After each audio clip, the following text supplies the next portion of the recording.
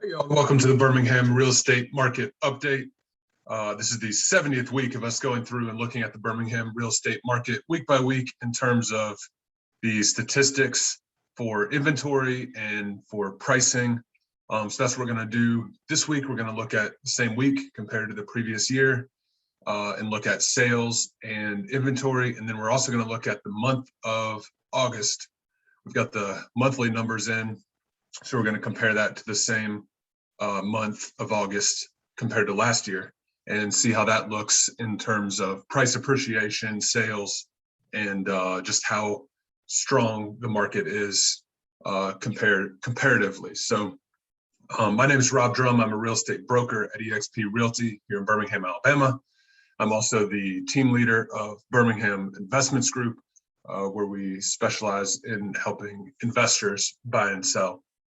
And my information, if you want to reach out to me, is in the description below. If I can help you in any way, please let me know. We'll be happy to do so. And I'd love it if you guys would subscribe to this channel if you haven't already. Really means a lot to me and helps get the word out and this information out to anyone else who may be interested in it.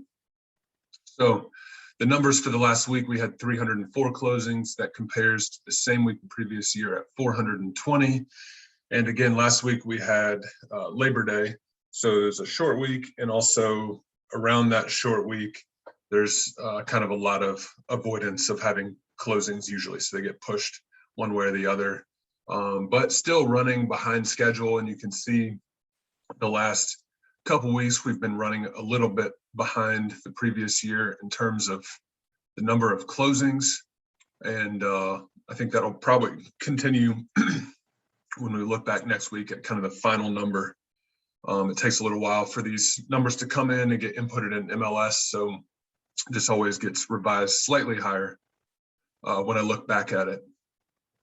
On the active market, the number of homes that are available for sale, the inventory, we've seen this starting to climb back up, really dropped during COVID down to about 1,800 listings that were available on the market. We've bounced back, kind of sat right here around 2,400 for a while. And now this week we're over 2,500 listings available on the market, which I think is just a sign of returning to a little bit of normalcy in the market and a little bit more inventory available. It's a good thing for buyers who are out there looking, and really don't think it's having much of an effect as far as sellers still getting their listing price or even above, selling quickly. Still definitely a seller's market, but we're starting to have more options for buyers in the market. And then you also can see this is kind of a leading indicator of sales that are coming. This number's dropped a little bit, but that's also kind of a seasonal thing. As we get past the back to school season and into the fall, those numbers start to drop off slowly at first, and then December will be kind of a slow month. But the numbers for August, we had strikingly similar August in terms of listings that were brought on the market, about 1.5% more listings, only about 30 something more listings came on the market this year compared to last year. And also only about 30 more homes sold this year compared to last year. So very similar in terms of volume of sales. The biggest thing that I'm keeping an eye on for this month and next month is the average sale price. We got a reading at 6%. Median sale price came in a little under 9%.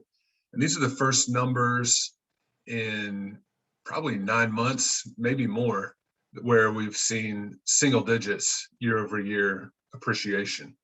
So this doesn't mean that prices are going down by any means, by any stretch of the imagination.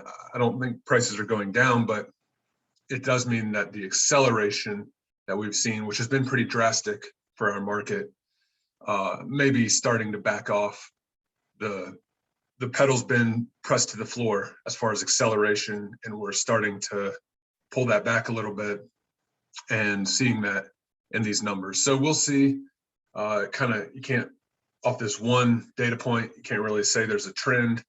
But if we get another single-digit reading next month, then I think it's safe to say that we're starting to slow down from the crazy pace that we've been running at for the last year.